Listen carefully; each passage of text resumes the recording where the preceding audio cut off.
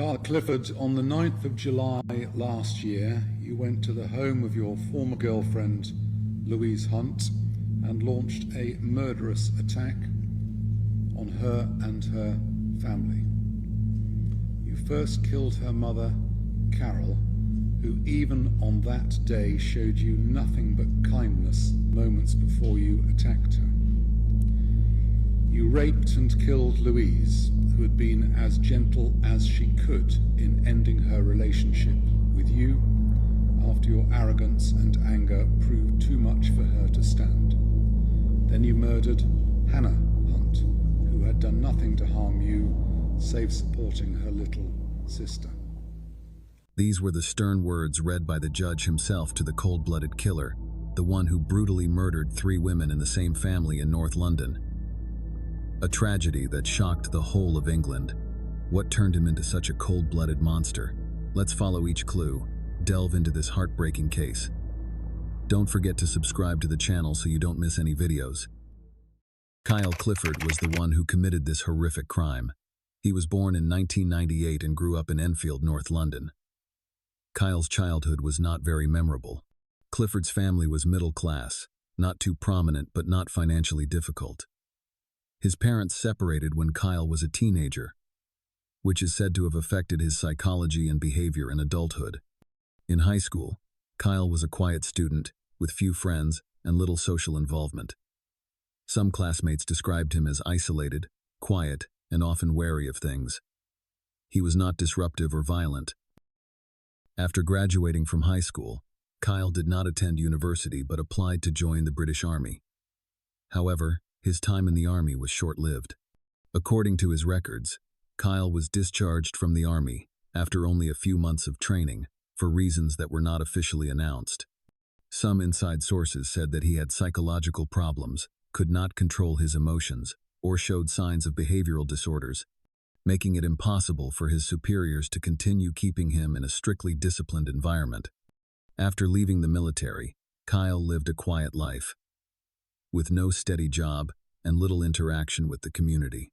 Neighbors described him as a nice-looking guy who never started a conversation, often walking around alone and rarely smiling. During these years, Kyle began spending a lot of time on social media, especially forums that focused on extreme love. It was during this period that Kyle met Louise Hunt, a young, gentle, kind woman who lived not far from him. Louise Hunt was born and raised in Bushey, Hertfordshire, in a well-educated, well-mannered family. She was the eldest daughter of a devoted mother, Carol Hunt, and the older sister of Louise's close sister, Hannah Hunt. The Hunts were well liked by their neighbors, known as a warm, kind, and friendly family. Louise is a gentle, calm, and thoughtful girl. Since high school, she has shown diligence in studying and living a principled life.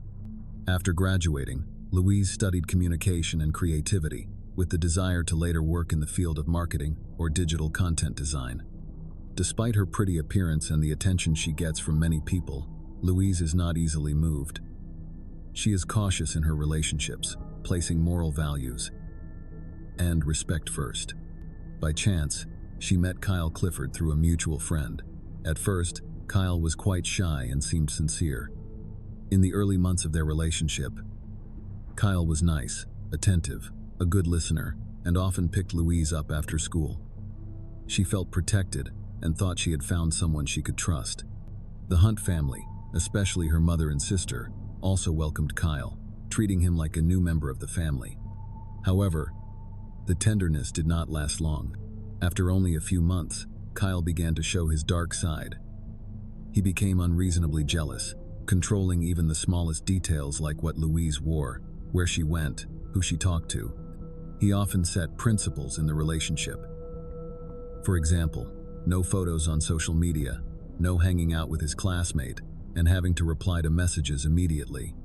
Louise began to feel suffocated, deprived of freedom, and feeling that she was being suffocated in a relationship where love had been replaced by possession. When Louise gently suggested that they give each other some space, Kyle became angry, accusing her of betraying him and disregarding his feelings. He repeatedly put psychological pressure on her, cried, and threatened to commit suicide if she left. Those actions were no longer love, they were instability.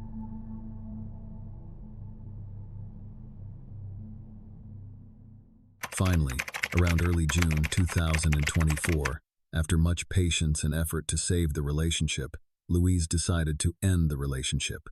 She texted gently and politely, expressing her desire to break up peacefully. Louise remained respectful and did not say a single insult, hoping Kyle would understand and move on. But for Kyle Clifford, the rejection wasn't an end in itself. It was a personal humiliation.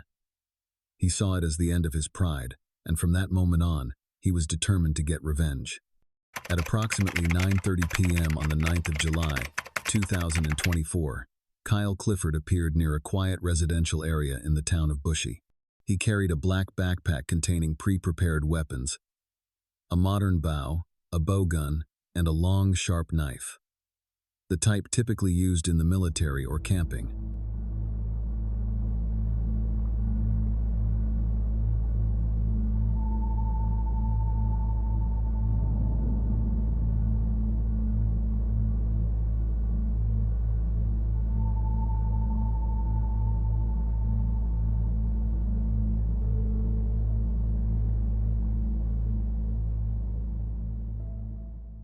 Based on CCTV footage from the surrounding area, Clifford slowly made his way towards number 36, where his ex-girlfriend, Louise Hunt, and her mother and sister lived. He was dressed in dark clothing and had a hood on, and moved with a calm and sure demeanor, suggesting a well-planned attack.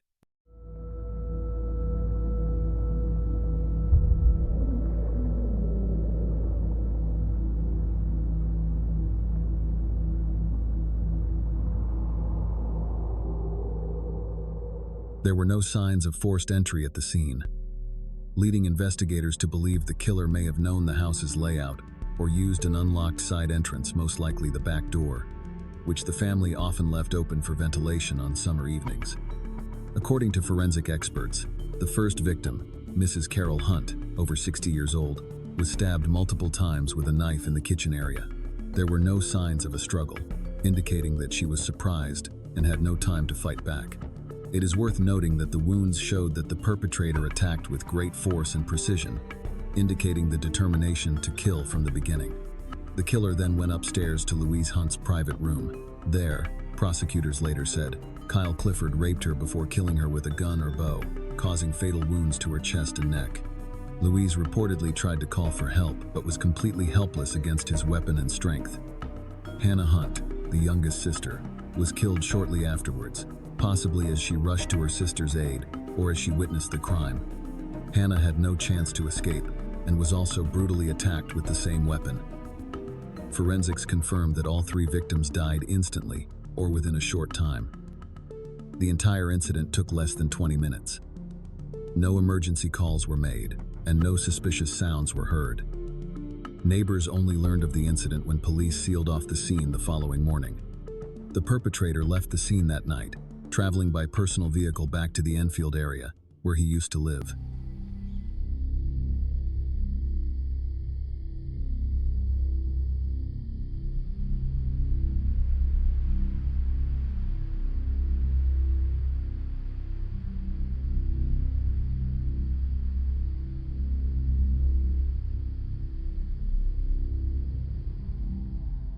Early on the morning of the 10th of July, 2024, at around 9 a.m., a neighbor living across the street from the Hunt house noticed something unusual. The front door of the house was ajar, which was rare for the Hunt family, who were always careful and orderly. Not hearing any noise from inside all morning, the neighbor approached and called out Carol's name but got no response. Worried that something was wrong, they immediately called 999 to report it to the police. Hertfordshire police rushed to the scene at 9:18 a.m. When they entered the two-story house in the quiet residential area, what they saw immediately transformed their normal morning into a horrific crime scene. 3 female bodies were discovered lying in 3 different locations in the house. The crime scene showed no signs of ransacking property or violent entry, suggesting the crime was quick, premeditated, and the perpetrator was known to the family. The police chief later released a statement to the media about the murder. Good afternoon. I'm Chief Superintendent John Simpson, Head of Local Policing for Hertfordshire Constabulary. Police were called to a property in Ashland Close just before 7 p.m. last night. Officers attended alongside colleagues from the East of England Ambulance Service and, on arrival, found 3 women with serious injuries.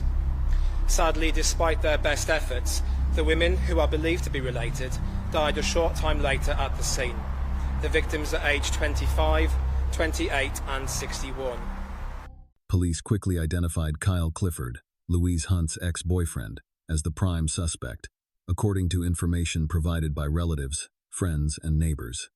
Louise had broken up with Kyle a few weeks earlier and had confided that she was being stalked, controlled, and feared for her safety.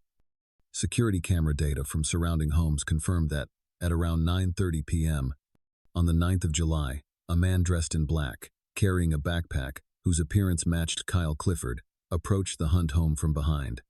Police immediately searched for Kyle and issued a nationwide arrest warrant, warning that the subject may be carrying a dangerous weapon. Less than 24 hours later, on the afternoon of the 10th of July, 2024, police discovered Kyle Clifford hiding in a cemetery in Enfield, just a few kilometers from his former residence. When discovered, Kyle was slightly injured, with cuts on his hands and some signs of disorientation. However, he did not resist and was immediately subdued and arrested on the spot.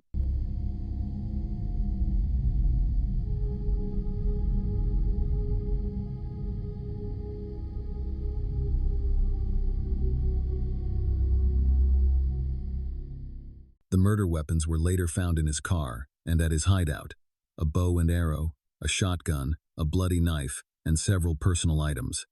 The blood on the weapons matched the DNA of the victims, confirming Kyle's guilt. Immediately after his arrest, Kyle was placed under special criminal detention, under 24/7 security surveillance at a criminal psychiatric facility, due to concerns about suicidal behavior. The prosecution officially opened charges of 3 counts of high-degree murder, 1 count of rape, and possession of a dangerous weapon. During the first round of questioning, which lasted nearly 2 hours, Kyle did not answer any questions. When asked why he was at the scene, he bowed his head, remained silent, and refused to cooperate. Questions regarding his relationship with Louise Hunt, the weapons seized, and the time he left the victim's home also went unanswered. The investigator was forced to switch to the tactic of rereading witness statements and forensic data to apply pressure. But Clifford still did not react, his eyes blankly looking down at the table, without any expression of regret or hesitation. Explain to me why you decided to deprive Hannah and Louise of that privilege. What gave you the right to do that? What gave you the right to deprive Carol of seeing her future grandchildren? It's a very self-centered note and doesn't take into account anybody else. Do you agree with that? There's no apology to the Hunt family, is there? The only apology is to yourself. Do you feel that these are quite self-centered words? Why didn't you seek help, Kyle? You couldn't be bothered, is what the letter suggests. Am I wrong? You don't want to live your life without her. Explain that.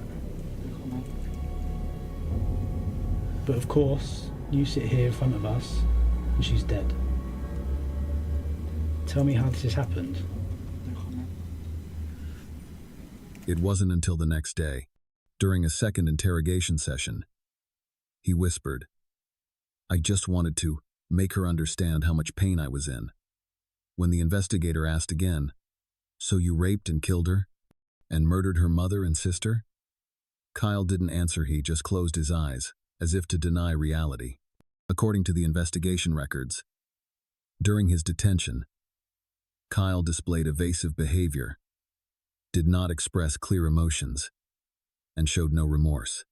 Experts assessed that he was not insane, but showed signs of obsessive-compulsive disorder, passive-aggressive behavior, and controlling personality disorder. Kyle Clifford's trial is set to begin in late 2024 at London's Old Bailey, a courthouse that has handled some of the most serious criminal cases in British history. The trial has attracted widespread attention because of the particularly gruesome nature of the case. 3 women from the same family were brutally murdered in a single night by someone they had trusted. During the months-long trial, the prosecution presented a trove of irrefutable evidence, from security cameras that captured Kyle arriving at the scene, to DNA tests on the weapon, and testimony from neighbors and friends of the victim. The judge also placed particular emphasis on the rape of Louise before killing her, an act that was described as far beyond the pale of normal savagery and clearly evidence of a planned, hateful, and inhumane murder. The defense attorney was unable to present any significant mitigating circumstances other than Kyle's apparent mental instability. However, after a full assessment by a forensic psychiatrist, the court concluded that he was fully competent to stand trial. In March 2025, the final verdict was delivered. In the hushed silence of the courtroom, the judge handed down a whole life order, a sentence of life in prison without the possibility of parole or release, meaning Kyle Clifford would die in prison, never get out, never have a chance to start again. This sentence is not only a punishment for a cold-blooded murderer, but also a strong affirmation of justice, that any cruel act, even if committed by someone once loved and trusted, cannot escape the strict judgment of the law. A family of 3 women, a loving mother, a gentle daughter, and an innocent sister, were lost forever because of the hatred of a man who could not accept rejection. Kyle Clifford did not kill on impulse. He prepared, planned, and killed with cold ruthlessness. This case not only shocked the UK, but also sounded the alarm about post-breakup violence, about the potential dangers of people with a pathological mentality of control and possessiveness. Justice has been served. Kyle Clifford will never have the opportunity to inflict further pain on anyone else. But the loss of the Hunt family, no sentence can ease. What do you think about this case? Is a life sentence without parole fair enough for what he did? Leave a comment below, share your thoughts, and if you are interested in serious criminal cases, don't forget to subscribe to the channel so you don't miss the next cases.